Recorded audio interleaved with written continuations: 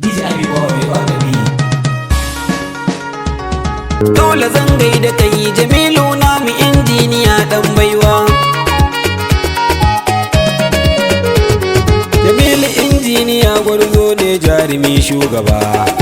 Komai in yace zai yi shi ba fargaba.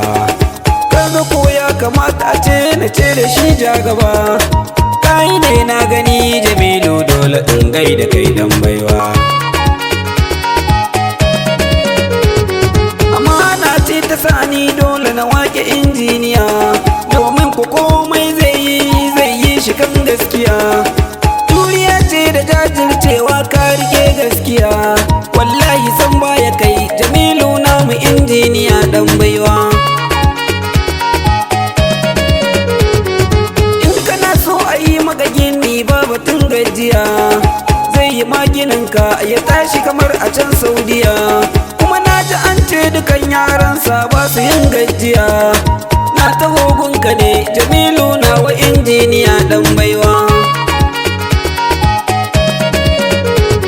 Jamilu zaki kake ka firgita dukkanin makiya.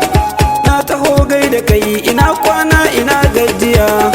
Jamilu duk sassaka gamji kake baka yin gajiya. Shi yasa in yazo guri ai za a ce gafara ga giwa.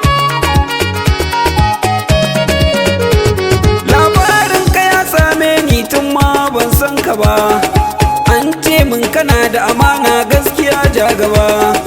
Kaga dole na yi maka waka walla ba fargaba, kuma kai baka faɗa Jamilu namu injiniya dan baiwa. Jamilu injiniya har waje ka fita mun sani, ka bar Najeriya ai duk a dalilin yin gini. Nijar Kamaru ko ɗebu wacan kake yin gini, ka rike gaskiya Jamilu dole zan ce da kai dan baiwa.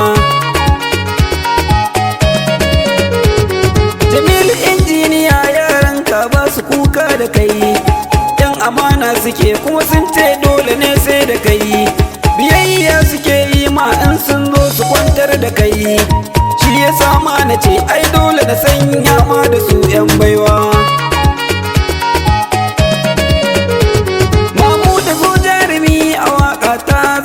Da kai Sa'idu ma zo taho a baitin dole in sa da kai. Lami kake babana baka jiji da kai. Rabi'u jarumi wallahi batuna har da kai. Kanan awwalu wasu dukkanin ku na gaida ku yan baiwa.